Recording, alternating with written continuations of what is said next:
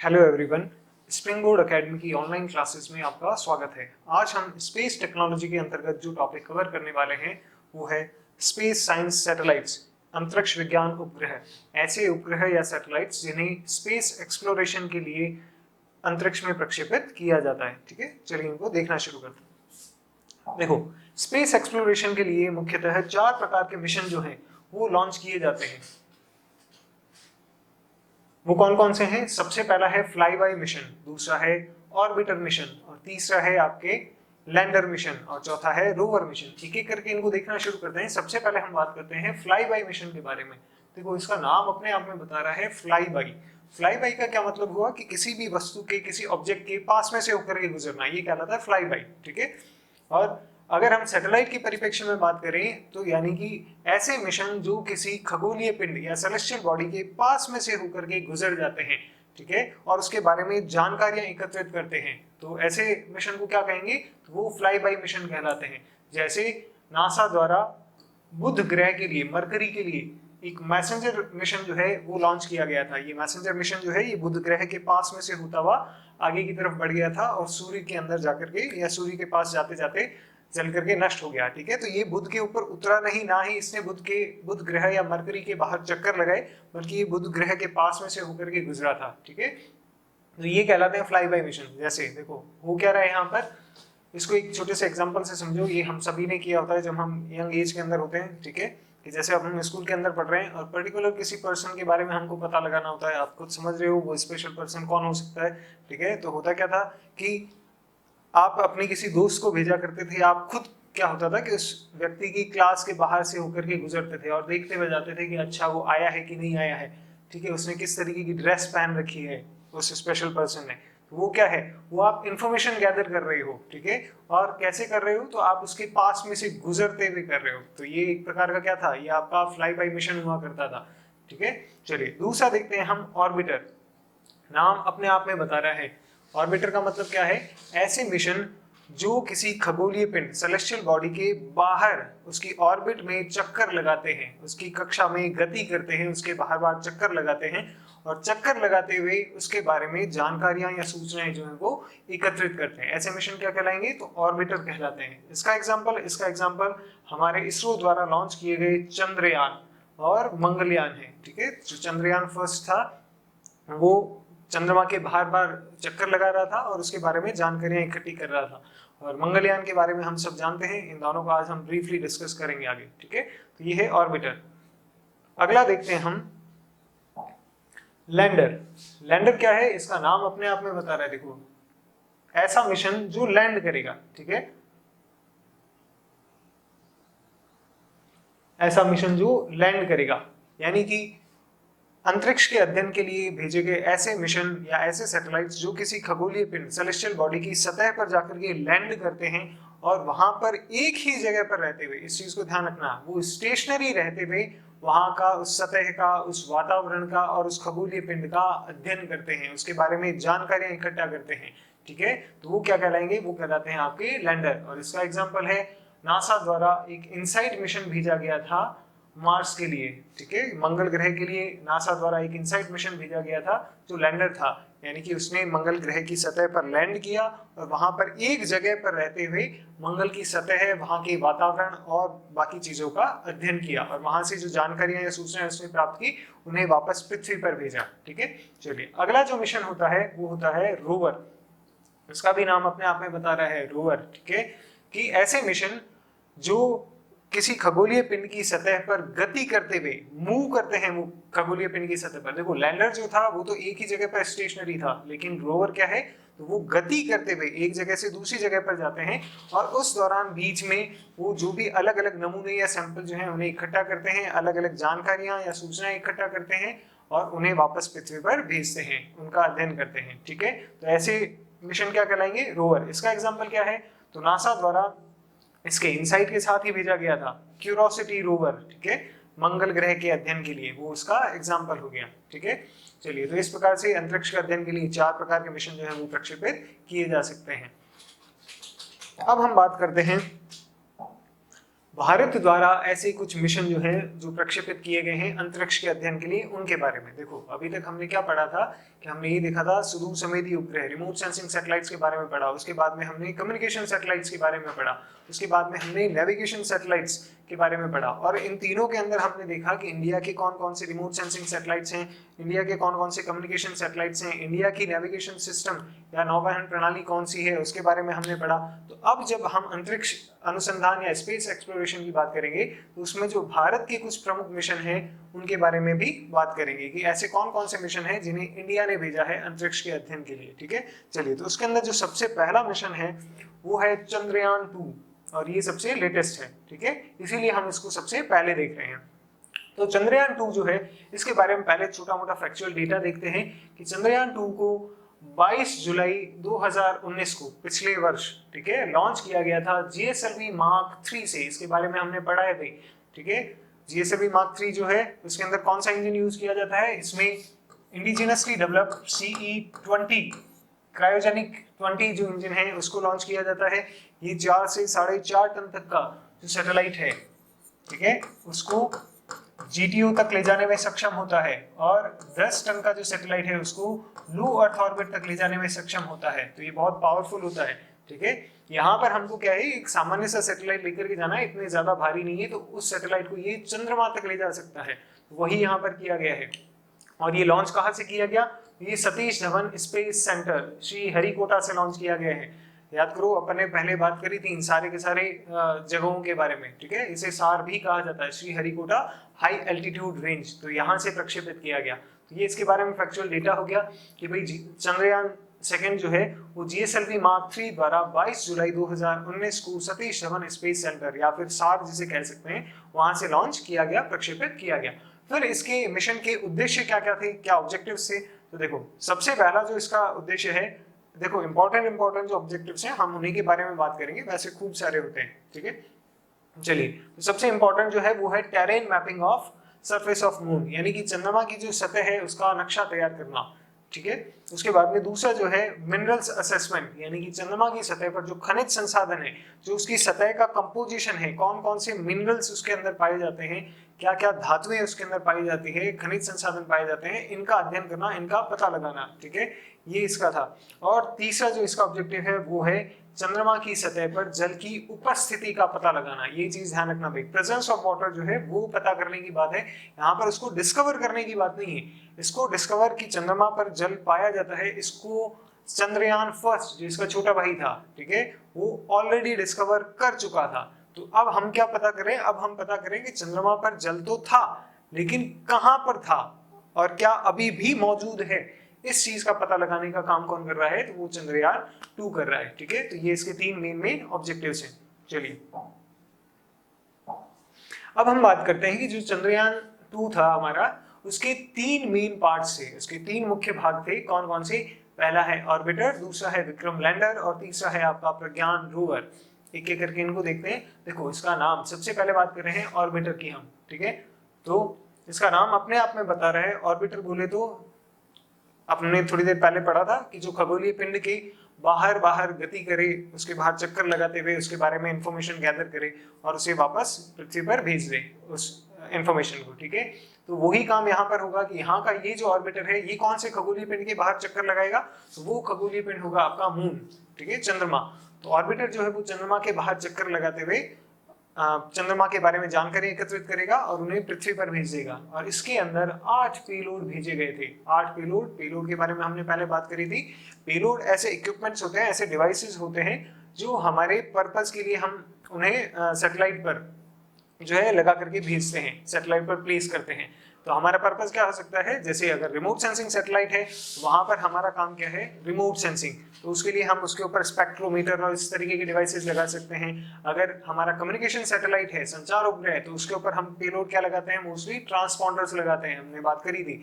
ठीक है, इसी प्रकार से जिस प्रकार का आप सैटेलाइट लॉन्च कर रहे हो, जिस पर्पस के लिए, जिस उद्देश्य के लिए कर रहे हो, उस प्रकार के कुछ उपकरण जो उसके ऊपर लगाए जाते हैं, जो उस कार्य को अंजाम देते हैं, उन्हें कहते हैं पेलोड। ठीक है, तो ऑर्बिटर पर ऐसे 8 पेलोड लगाए गए। उसके बाद दूसरा जो इसका हिस्सा था वो था विक्रम लैंडर। आप सबने इसका नाम सुना है भाई। चंद्रयान 2 ने इंडिया के अंदर स्पेस के क्षेत्र में बहुत बड़ी अवेयरनेस लाई है, ठीक है। हम सब ने चंद्रयान 2 जो है उसकी लॉन्चिंग को और उसकी लैंडिंग जो है उसको मॉनिटर किया था, उसको हम देख रहे थे, ठीक है।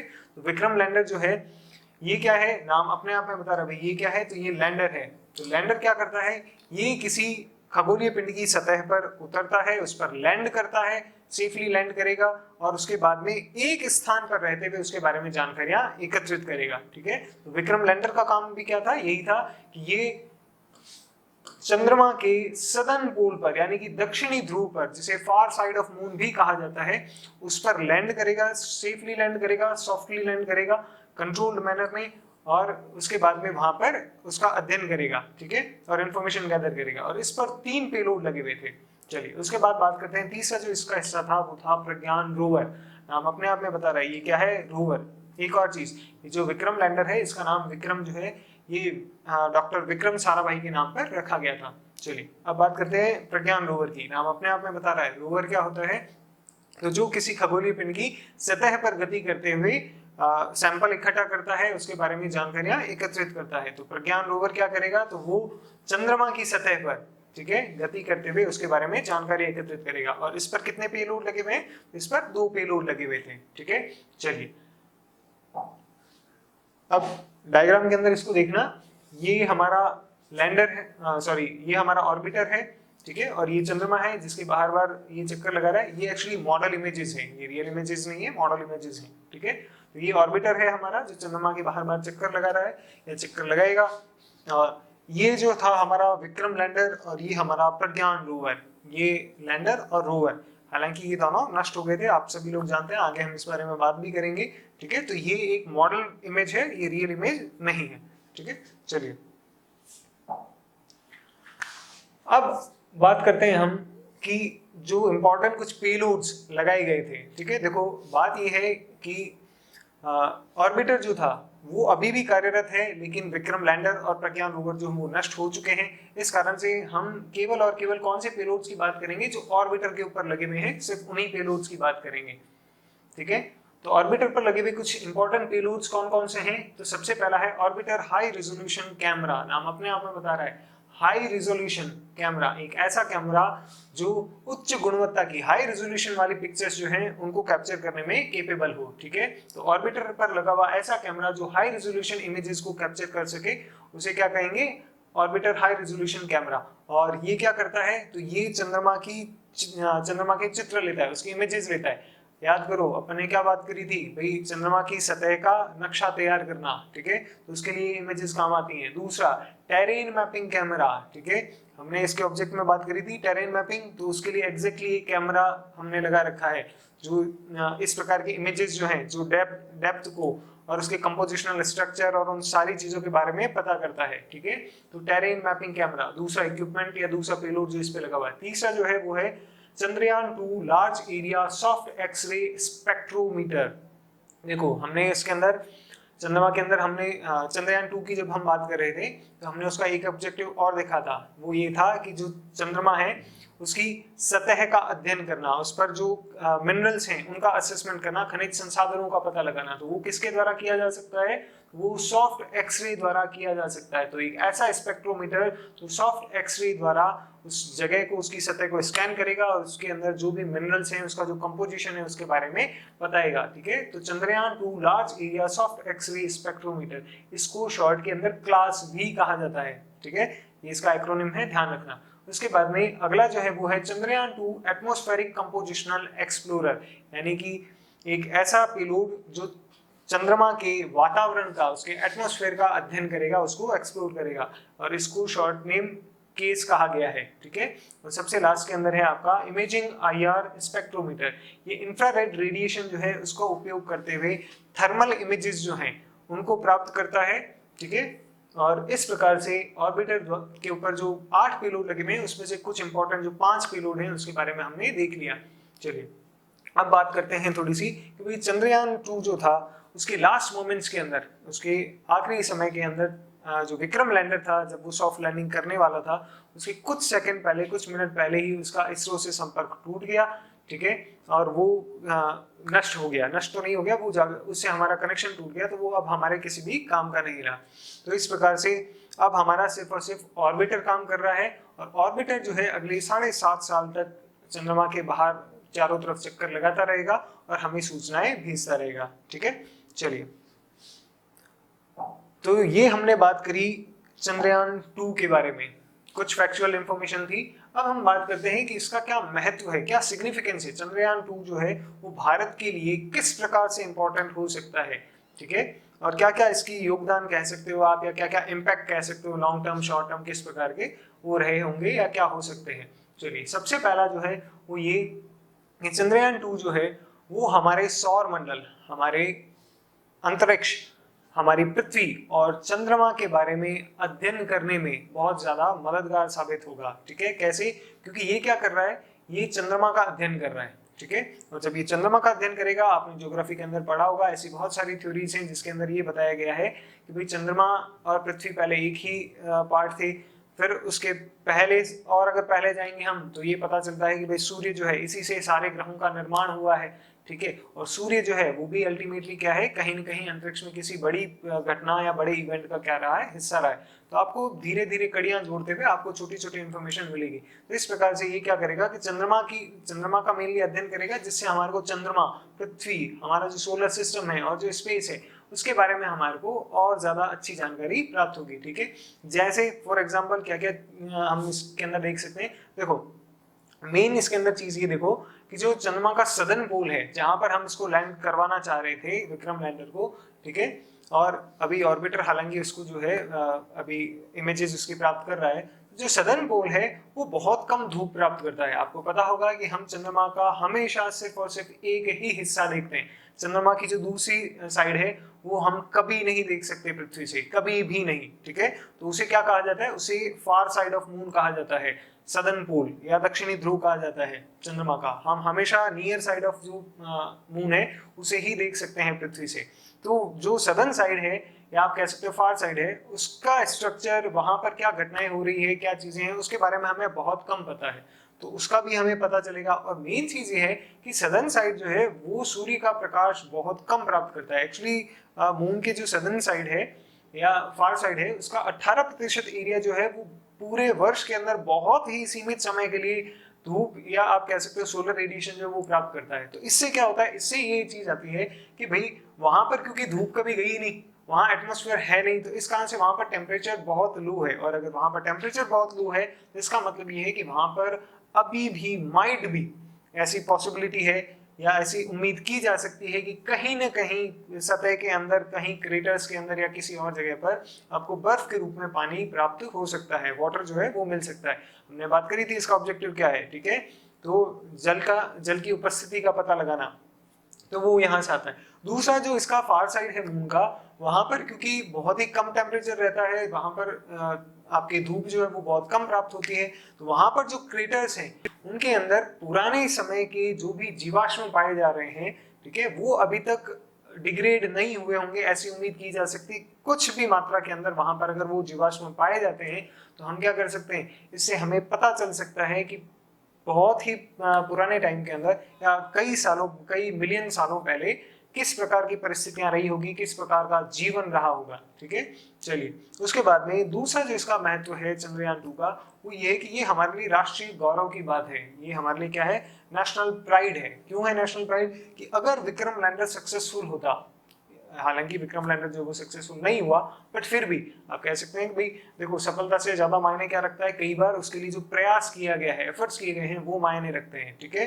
तो इंडिया जैसे एक डेवलपिंग कंट्री ने एक इतना जाइंट लीप लिया है, ठीक है, तो वो अपने आप में क्या है, बहुत ही अप्रिशिएबल है। तो यहाँ पर हमारे लिए एक नेशनल प्राइड की बात है। आप खुद समझते हैं, आपने खुद ने ये फील किया होगा कि जब चंद्रयान 2 लॉन्च हुआ था, हालांकि वो फेल हो गया था विक्रम लैंडर वाला पोर्शन, लेकिन हमारे को इसरो के लिए हमारे मन के अंदर कितनी रिस्पेक्ट आई थी। ठीक है, तो वो दूसरा पॉइंट। चलिए, अगला हम देखते हैं कि जो हमारे साइंटिस्ट हैं, जो बहुत ही कम आप कह सकते हो कंपैरेटिवली जो कॉर्पोरेट्स के अंदर उनको तनख्वाह मिलती है, उससे बहुत ही कम तनख्वाह पर देश के हित के लिए काम कर रहे हैं या टेक्नोलॉजी या साइंस के लिए अपना जीवन जो है उसका योगदान दे रहे हैं, तो उनका मोराल जो है वो हाई होता है, उनका मोरल बूस्ट होता है, उनको बहुत ज़्यादा प्रोत्साहन मिलता है इससे। फिर इससे अगला फायदा क्या है, तो वो ये है कि जो स्पेस साइंस एंड टेक्नोलॉजी का फील्ड है उसकी तरफ युवा आकर्षित होंगे। ठीक है, आपने देखा होगा उससे पहले तक हमारे को इतनी ज्यादा अवेयरनेस नहीं थी। धीरे धीरे जैसे ही मंगलयान, चंद्रयान, इस प्रकार की जो अचीवमेंट्स हम देख रहे हैं, तो युवाओं के अंदर और पूरे देश के अंदर स्पेस के फील्ड के अंदर अवेयरनेस आती है, साथ ही साथ में उस तरफ रुझान भी बढ़ता है। ठीक है, तो युवा या यूथ जो है वो मोटिवेट होंगे और अट्रैक्ट होंगे किस तरफ, स्पेस साइंस एंड टेक्नोलॉजी की तरफ। फिर उसके बाद में ये इंडिया के अंदर जो इनोवेशंस हैं, नवाचार हैं, उनको प्रेरित करेगा, प्रोत्साहित करेगा। ठीक है, कि हम और नई टेक्नोलॉजी और बेहतर टेक्नोलॉजी डेवलप करें।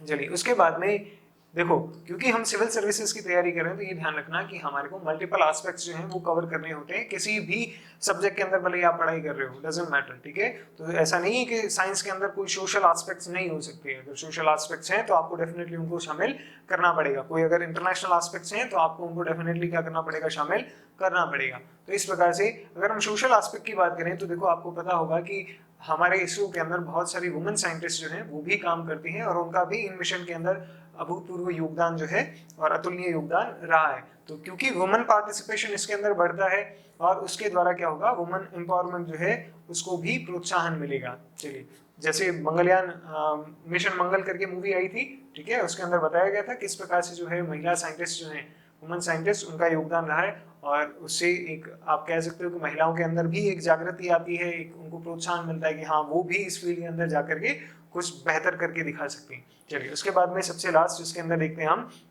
कि इंडिया और इसरो जो है उसका टेक्नोलॉजी की फील्ड के अंदर इंटरनेशनल लेवल पर क्रेडिबिलिटी उसकी जो है वो इंक्रीज होगी। घिसा पिटा है, सबको पता है, पहले से आता है, अपन हर बार यही बातें कर रहे हैं।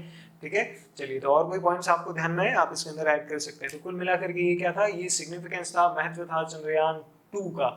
चलिए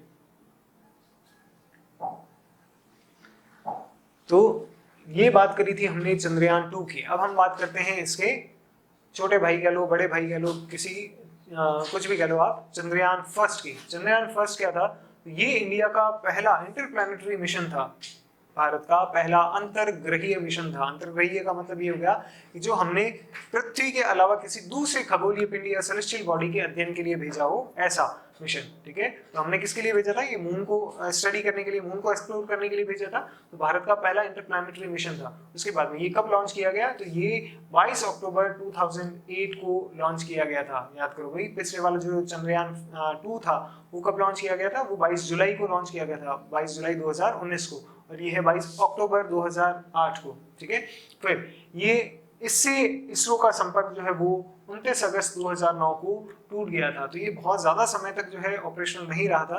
देखो एक्चुअली होता क्या है कि जो इंटरप्लैनेटरी मिशन होते हैं उनको कंडक्ट करना बहुत टफ होता है, टेक्नोलॉजिकल चैलेंजेस उसके अंदर बहुत ज़्यादा होते हैं। क्यों, क्योंकि आपको बहुत लंबे समय तक और बहुत दूरी तक जो है उसके साथ में कांटेक्ट में रहना होता है। तो इसके लिए आपको बहुत ही स्मार्ट और एडवांस्ड डीप स्पेस नेटवर्क की आवश्यकता होती है, और उसकी हमारे पास में इसरो के पास में वर्तमान समय में हम उसको डेवलप कर रहे हैं। इतना स्ट्रॉन्ग या इतना एडवांस्ड हमारे पास डीप स्पेस नेटवर्क अभी तक नहीं है, इसलिए हम क्या करते हैं, मोस्टली नासा की मदद लेते हैं। जैसे चंद्रयान 2 के अंदर भी हमने नासा की मदद ली है, चंद्रयान फर्स्ट के अंदर भी हम नासा की मदद ले रहे थे। तो हुआ ये कि हमने उसके साथ में हमारा कनेक्शन जो है वो टूट गया और इस कारण से वो काफी कम टाइम के लिए ऑपरेशनल रहा था चंद्रयान फर्स्ट। लेकिन वो कम समय के लिए भले ही रहा, लेकिन क्या किया, भले वो कम समय के लिए जिंदा रहा, लेकिन उसने जिंदगी बहुत सार्थक दी। कि देखो हमारे जो मोस्ट ऑफ द मिशंस होते हैं स्पेस एक्सप्लोरेशन के, उनके अंदर एक ऑब्जेक्टिव हमेशा होता है, वो होता है कि किसी दूसरे ग्रह पर या किसी दूसरी सेलेस्टियल बॉडी के ऊपर जो जीवन है उसका पता लगाना, लाइफ के कोई अगर वहां पर एविडेंसेस आपको मिल रहे हैं तो उनका पता लगाना।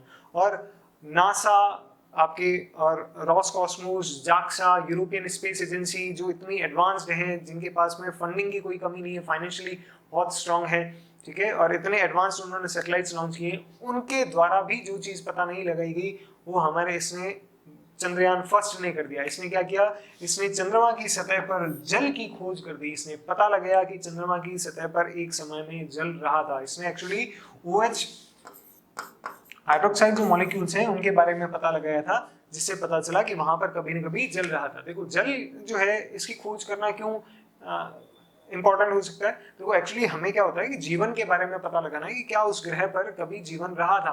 तो उसके लिए मोस्टली हम किस चीज को ध्यान में रखते हैं, तो वो हम या तो जल की बात करते हैं, वाटर की बात करते हैं, या फिर हम मीथेन गैस की बात करते हैं। जो भी लाइफ एक्टिविटीज होती हैं लाइफ साइकिल से रिलेटेड, उनके अंदर कहीं ना कहीं मीथेन जो है वो रिलीज होती है। तो अगर वहां पर एटमॉस्फेयर के अंदर मीथेन देखने को मिल रही है आपको, या फिर उसकी सरफेस पर कहीं ना कहीं आपको अगर वाटर के प्रेजेंस के कोई आपको एविडेंस मिल जाते हैं, तो इसका मतलब आप ये अंदाजा लगा सकते हो कि कभी ना कभी यहाँ पर क्या है, लाइफ जो है वो पनपी होगी, यहाँ पर जीवन जो है वो मौजूद रहा होगा। तो इसलिए जल जो है वो इंपॉर्टेंट हो जाता है। तो इसने चंद्रमा की सतह पर जल का पता लगाया कि जल था। ठीक है, चलिए उसके बाद में इसने दूसरा काम क्या किया इंपॉर्टेंट, इसने इसके बहुत सारे इसने काम किए थे, जिनमें से कुछ इंपॉर्टेंट की अपन बात करें। दूसरा ये था कि इसने जो मून की सरफेस है उस पर लावा द्वारा निर्मित जो लूनर आपकी केव्स हैं, गुफाएं हैं, उनके बारे में पता लगाया। जब वहां पर वोल्केनिक एक्टिविटीज चल रही थी चंद्रमा के ऊपर, तो वहां पर लावा के बहने से, वोल्केनिक इरप्शन से बहुत सारी केव्स का निर्माण हो गया था। तो उन केव्स के बारे में भी चंद्रयान फर्स्ट ने पता लगाया। और इसने अपोलो मिशन, जो नासा के अपोलो मिशन थे, उनके चंद्रमा की सतह पर या चंद्रमा पर क्या प्रभाव पड़े होंगे उनके बारे में भी अध्ययन किया था। ठीक है, देखो नासा के जो अपोलो मिशन थे वो चंद्रमा के लिए थे, और जो रशिया है या सोवियत संघ है उसके लूना मिशन जो है वो चंद्रमा के लिए थे। अपने चीन जो है उसके चैंग जो मिशन है वो चंद्रमा के लिए हैं। और इंडिया के चंद्रमा के लिए या लूनर मिशन कौन से हैं, तो वो है चंद्रयान, चंद्रयान फर्स्ट, चंद्रयान 2 सेकंड, और आगे हम चंद्रयान 3 के बारे में भी पढ़ेंगे। ठीक है, चलिए तो ये बात हुई हमारे चंद्रयान फर्स्ट के बारे में।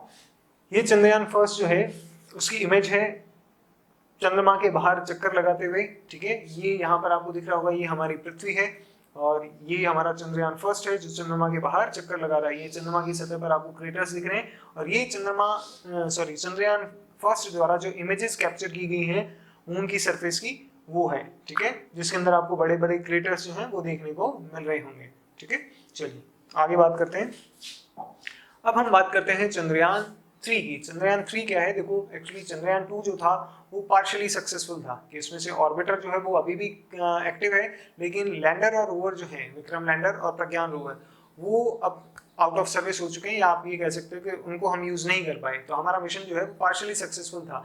तो अब क्या किया गया है कि अब हमने ये सोचा है कि वो जो बाकी बचा हुआ जो हमारा मिशन था उसको अब हम आगे कंटिन्यू करेंगे। तो उसको क्या नाम दिया गया है, वो है आपका चंद्रयान 3। ये क्या है, ये इंडिया का तीसरा चंद्रमा के लिए मिशन होगा, थर्ड लूनर मिशन होगा ये इंडिया का। ये क्या करेगा, तो ये सक्सेसर होगा चंद्रयान 2 का। सक्सेसर का मतलब क्या होगा कि भाई देखो जो चीजें चंद्रयान 2 में हम अचीव करने से रह गए थे उनको अब कौन पूरा करेगा, तो वो करेगा चंद्रयान 2।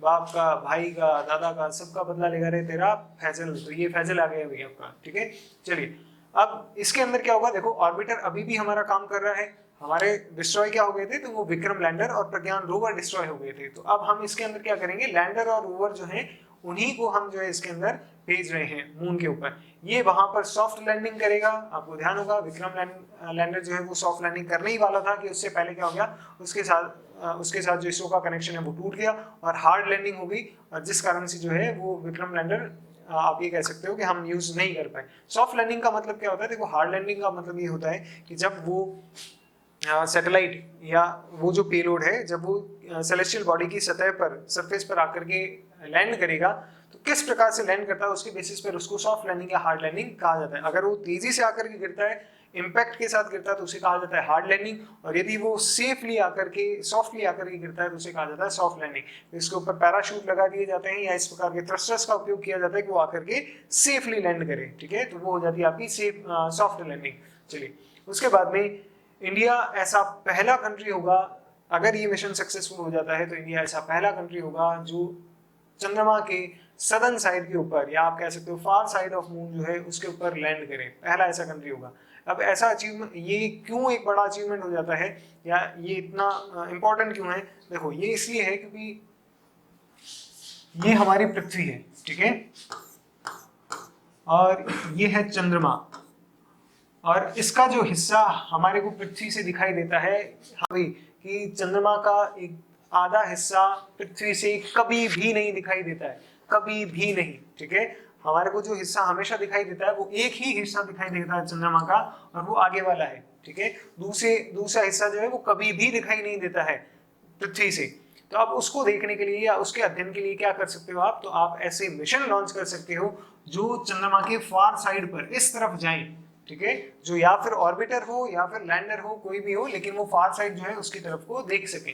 तो दिक्कत ये हो जाती है, आपको पता हो कि जब आप ऐसा कोई मिशन लॉन्च करते हो तो जब वो चंद्रमा के इस तरफ आएगा, ठीक है, तो उसके साथ में कनेक्शन नहीं बन पाएगा आपका, ठीक है, उसके साथ कनेक्शन के अंदर रहना ये अपने आप में बहुत टफ टास्क हो जाता है। इसीलिए अपने थोड़ी देर पहले बात करी थी कि डीप स्पेस नेटवर्किंग जो है वो बहुत इंपॉर्टेंट है, और हमारे पास में इतना स्ट्रॉन्ग डीप स्पेस नेटवर्क अभी तक है नहीं, ठीक है। तो दिक्कत ये हो जाती है कि एक बहुत बड़े चंद्रमा के पीछे हमारा इत्तू सा जो सैटेलाइट है वो है, और हम उसके कांटेक्ट कैसे करें। ये चंद्रमा है आपका बहुत बड़ा, और इसके पीछे यहाँ पर है आपका सैटेलाइट, और इस तरफ है आपकी अर्थ, ठीक है। आपको इससे कांटेक्ट करना है, कैसे करोगे, देखो आपको पता होगा कनेक्शन जो है ये कनेक्शंस किए जाते हैं इलेक्ट्रोमैग्नेटिक वेव्स के थ्रू, और आपको पता होगा कि इलेक्ट्रोमैग्नेटिक वेव्स जो हैं वो लीनियर प्रोपगेशन शो करती हैं। लीनियर प्रोपगेशन मतलब ऋजुरेखीय संचरण की सीधी दिशा में चलती हैं। तो इस प्रकार से ऐसी कोई भी कंडीशन नहीं होगी कि जहां पर आप जो है आपके द्वारा अगर कोई तरंगे या इलेक्ट्रोमैग्नेटिक वेव्स जो हैं वो प्रक्षेपित की गई हो और वो जाकर के और आपके सैटेलाइट तक सीधे सीधे पहुंच जाए, समझ रहे हो चीज को। तो इस कारण से उसके साथ कम्युनिकेशन में रहना, उसके साथ कांटेक्ट में रहना बहुत ही टफ टास्क हो जाता है। चलिए, तो ये अगर ऐसा हम कर लेते हैं, ऐसा अगर इसको कर लेता है तो इंडिया जो है ऐसा फर्स्ट कंट्री होगा जो फार साइड ऑफ मून जो है उस पर लैंड करे। चलिए, उसके बाद में इसका जो एक्सपेक्टेड लॉन्च है वो 2021 है। ये अभी तक कंफर्म नहीं है, ऐसा कहा जा रहा है कि हम ऐसा कंडक्ट किया जाएगा 2020 या 2021 में कर लिया जाएगा, और इसके लिए GSLV Mark 3 का उपयोग किया जाएगा, और इसके लिए बजट जो है वो 640 करोड़ रुपीस जो है वो अलॉट किया गया है। 900 करोड़ रुपीस अलॉट किया गया था चंद्रयान 2 के लिए। अब क्योंकि उसमें से ऑर्बिटर वाला काम हो चुका है तो हमारे को सिर्फ और सिर्फ 2 ही काम करने हैं, तो उसके लिए 640 करोड़ रुपीस जो है वो अलॉट किए गए हैं। तो ये बात है आपके चंद्रयान 3 के बारे में। चलिए,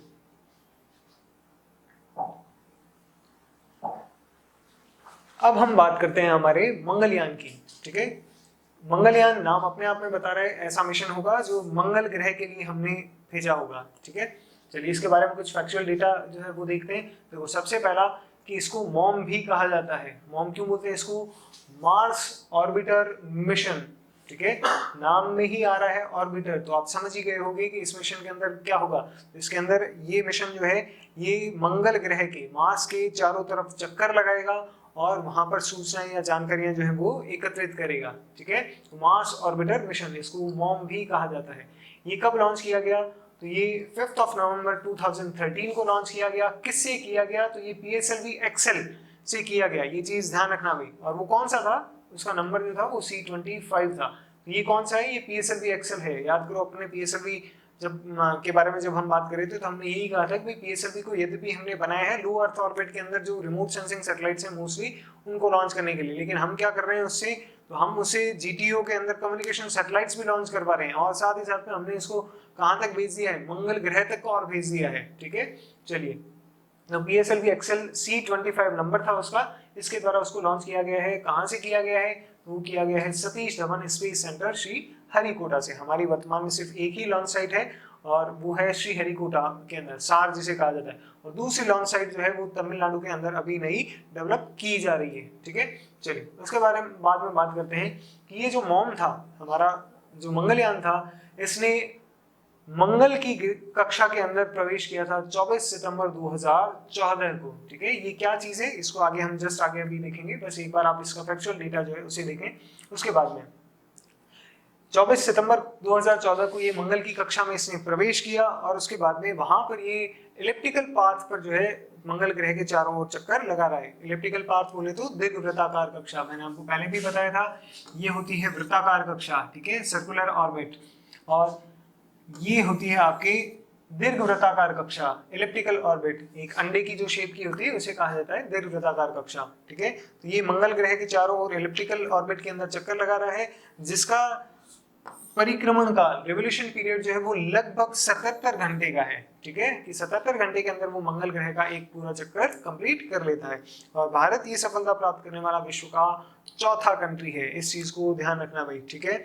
और भारत ने ये सफलता पहले प्रयास के अंदर प्राप्त की और बिल्कुल कम लागत पर, लगभग 450 करोड़ रुपए लगे थे सिर्फ इस मिशन के अंदर, और हमने पहले ही हमारे अटेम्प्ट के अंदर ये सक्सेस जो है इसको अचीव कर लिया था। चलिए इसके बारे में समझते हैं कि कैसे हमने किया इतनी कम लागत के अंदर। तो इसको देखो भाई, है क्या, देखो यूएसए के और रशिया के और इनके जो मिशन होते हैं उनके अंदर, क्योंकि उनके पास फाइनेंशियल रिसोर्सेज इतने अच्छे हैं या फाइनेंशियल बैकअप उनका इतना अच्छा होता है कि वो लोग पूरे टाइम अपने इंजन्स को या थ्रस्टर्स को यूज करते हुए पूरा का पूरा जो पाथ है उसको फॉलो करवा सकते हैं। लेकिन हमारे पास में क्योंकि इतने रिसोर्सेज नहीं है, हमारे पास में इतनी एडवांस टेक्नोलॉजी वाले व्हीकल्स जो लॉन्च व्हीकल्स हैं वो तब तक नहीं थे, ठीक है।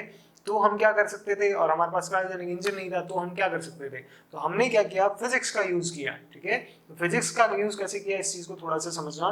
देखो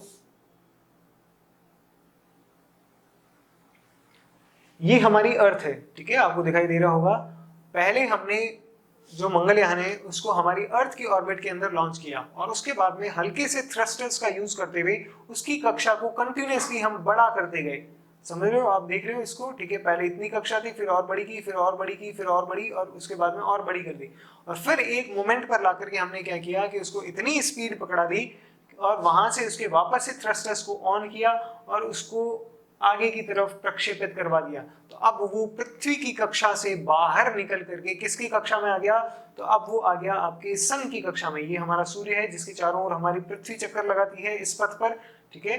तो अब हमने इसको सूर्य की कक्षा में स्थापित कर दिया और ये सूर्य की कक्षा में, ये आपको दिखाई दे रहा होगा, अब गति कर रहा है, ठीक है, सूर्य के चारों ओर गति कर रहा है। और यहाँ पर जब वो आया मंगल ग्रह के पास में, तो तुरंत प्रभाव से हमने वापस से बूस्टर्स को ऑन किया और उसको सूर्य की कक्षा से वापस से स्थापित कर दिया हमने मंगल ग्रह की कक्षा में। और फिर वो क्या कर रहा है, तो अब वो मंगल ग्रह के चारों ओर इलिप्टिकल ऑर्बिट के अंदर दीर्घवृत्ताकार कक्षा के अंदर चक्कर लगा रहा है, ठीक है। देखो इस चीज को समझो कि ये हमारी अर्थ है जिसके बाहर बार हम उसको चक्कर लगवा रहे थे, धीरे धीरे हम उसकी स्पीड को बढ़ाते गए और उसकी ऑर्बिट भी बढ़ाते गए। यहाँ पर लाकर के हमने जब उसकी स्पीड बहुत ज्यादा बढ़ गई तो हमने उसके थ्रस्टर्स को ऑन किया और उसको आगे की तरफ भेज दिया, ठीक है। तो इस प्रकार से ये सैटेलाइट जो है अब अर्थ की ऑर्बिट से पृथ्वी की कक्षा से बाहर निकल गया। अब ये किसकी चक्कर लगा रहा है, किसकी कक्षा में आ गया है, तो अब ये सूर्य की कक्षा में आ गया है, यानी कि सूर्य जो कहीं पर ऊपर है, ठीक है, उसके बाहर बाहर चक्कर लगा रहा है इस प्रकार से। अब ये इस प्रकार से जब चक्कर लगाते हुए यहाँ पर पहुंचेगा जहां ये मंगल ग्रह के सबसे नजदीक हो, ठीक है। जैसे ही ये मंगल ग्रह के सबसे नजदीक पहुंचा, तुरंत प्रभाव से हमने क्या किया, इसके थ्रस्टर्स को ऑन किया और इसको सूर्य की कक्षा से मंगल ग्रह की कक्षा में प्रतिस्थापित कर दिया, ठीक है। तो अब ये क्या करेगा, अब ये मंगल ग्रह के बाहर बाहर इलिप्टिकल ऑर्बिट के अंदर चक्कर लगा रहे हैं। समझ गए चीज को। तो इसके अंदर हमने क्या किया, तो फिजिक्स को यूज किया। फिजिक्स कैसे, गुरुत्वाकर्षण बल को, कि पृथ्वी का जो गुरुत्वाकर्षण बल है उसका उपयोग करते हुए धीरे धीरे हमने मंगलयान जो है इसकी गति को बढ़ाया, ठीक है। इसकी ऑर्बिट बढ़ाते गए, इसकी गति को बढ़ाते गए, और जब ये यहाँ पर मैक्सिमम वेलोसिटी इसने अचीव करी तो इसके थ्रस्टर्स को ऑन कर दिया और ये पृथ्वी की कक्षा से बाहर निकल गया। बाहर निकल करके चला गया सूर्य की कक्षा में, और फिर हमने फिजिक्स को यूज किया, सूर्य के गुरुत्वाकर्षण बल को यूज किया, और ये अब सूर्य के गुरुत्वाकर्षण बल के अधीन गति कर रहा है। इसके इंजन थ्रस्टर्स ऑन नहीं है अभी, ये अपनी नेचुरल गति कर रहा है गुरुत्वाकर्षण बल के कारण, और ये पहुंच गया सूर्य की कक्षा में। और सूर्य की कक्षा से जब ये जैसे ही मंगल ग्रह के पास में पहुंचा, हमने वापस से थ्रस्टर्स जो है उनको ऑन किया और ये कहाँ पहुंच गया, इसको कहाँ हमने प्रतिस्थापित कर दिया, तो मंगल ग्रह की कक्षा के अंदर। और अब ये वहां पर मंगल ग्रह के चारों तरफ चक्कर लगा रहा है और मंगल ग्रह के चित्र भेज रहा है हमारे को, ठीक है। वहां पे जो डेटा वो कलेक्ट कर रहा है उन्हें भेज रहा है। तो ये हमारा मंगलयान जो है, सैटेलाइट जो भेजा गया था उसका चित्र है। इसके अंदर ये आप सोलर पैनल्स देख रहे होंगे जिससे ये अपनी इलेक्ट्रिसिटी या एनर्जी जो है उसको जनरेट करता है। ये एंटेनाज हैं जिनके द्वारा ये कम्युनिकेशन जो है वो पॉसिबल हो पाता है। और ये यहाँ पर इसका प्रोपेलेंट टैंक है जहाँ पर से इसके थ्रस्टर्स जो हैं उनको यूज किया जा सकता है, ठीक है। तो ये है हमारा मंगलयान। अब हम देखते हैं मंगलयान की कुछ फोटोज, ठीक है। देखो ये मंगलयान है हमारा जो मंगल के बाहर चक्कर लगा रहा है, ठीक है। और मंगलयान द्वारा जो मंगल ग्रह की कुछ इमेजेस कैप्चर की गई हैं वो आप यहाँ पर देख सकते हो, ठीक है। तो इन इमेजेस को, मार्स की इन इमेजेस को जो है हम स्टडी करते हैं और इससे हमें उसकी सतह के बारे में पता चलता है, उसके खनिज संसाधनों के बारे में पता चलता है, सतह का क्या कंपोजिशन है उसके बारे में पता चलता है। ठीक है, चलिए अब हम बात करते हैं कि कुछ इंपॉर्टेंट पेलोड जो मंगलयान पर हमने प्लेस किए थे उनके बारे में। देखो जैसे चंद्रयान के ऊपर थे कुछ इंपॉर्टेंट पेलोड्स, वैसे के वैसे मंगलयान पर हैं। हालांकि ये मिशन पुराना हो गया इसलिए हम सारे के सारे नहीं देखेंगे, कुछ सिंपल और जो नॉर्मल है उन्हीं के बारे में हम देखेंगे। सबसे पहला इसका मार्स कलर कैमरा। ठीक है, नाम अपने आप में बता रहा है, एक ऐसा कैमरा जो मंगल ग्रह की रंगीन तस्वीरें, आप कह सकते हो कलरफुल इमेजेस जो है उनको कैप्चर करेगा। थोड़ी देर पहले आपको दिखाई थी भाई फोटोज मंगल ग्रह की जो इसने कैप्चर करी है वो। ठीक है, तो वो किसके द्वारा ली गई है, तो वो मार्स कलर कैमरा के द्वारा ली गई है। ये क्या करता है, तो ये मंगल ग्रह के रंगीन चित्र जो है उनको खींचने का काम करता है। उसके बाद में अगला है मीथेन सेंसर फॉर मार्स।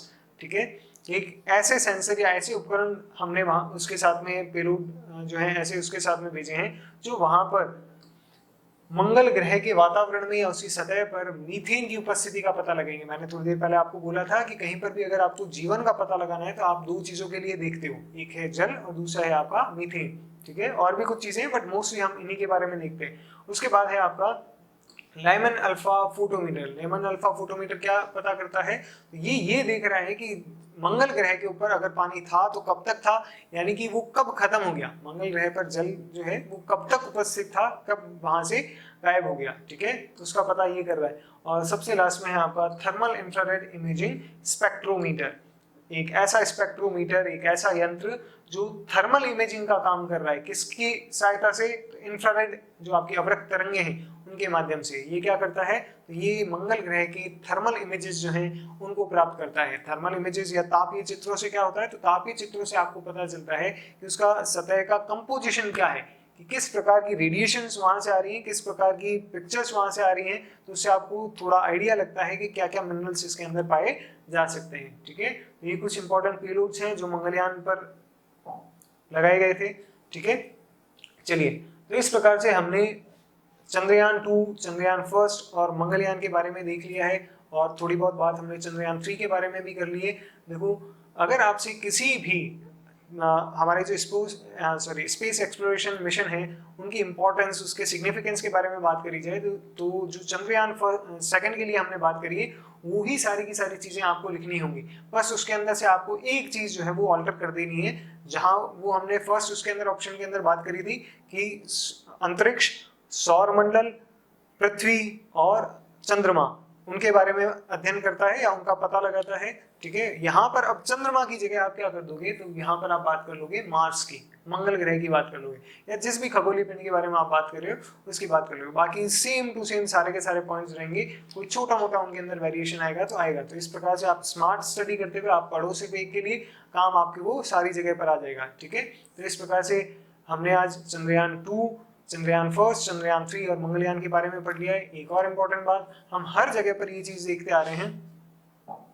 देखो जो अभी हमने सिग्निफिकेंस की या इंपॉर्टेंस की हमने बात करी है, ठीक है, उसके अंदर एक जो पॉइंट था वो ये था कि इससे इसरो की क्रेडिबिलिटी, ठीक है, और इंडिया की जो क्रेडिबिलिटी है टेक्नोलॉजी के फील्ड के अंदर उसके अंदर वृद्धि होती है। ठीक है, इसी का एक एग्जांपल है पहली चीज, और ये अपन इंटरनेशनल लेवल की बात करें भाई, इसी का एग्जांपल है रिसेंटली करंट के अंदर ही आपने देखा होगा कल या परसों के अंदर ही कि हमारे इसरो के जो चेयरपर्सन है के शिवन, उन्हें वॉन कर्मन अवार्ड 2020 जो है वो दिया गया है, वो प्राइज उन्हें दिया गया है। तो ये क्या बताता है कि हमने वर्ल्ड लेवल पर इसरो ने जो है एक इतने बड़े अचीवमेंट्स हासिल किए हैं कि अब पूरे विश्व के अंदर जो है उनके जो डेवलपमेंट्स हैं या उनके अचीवमेंट्स जो है उनको एक्नॉलेज किया जा रहा है। ठीक है, चलिए तो आज हमने अंतरिक्ष अनुसंधान के क्षेत्र में इंडिया के कुछ मिशन देखे हैं, कुछ रिमेनिंग रह गए हैं,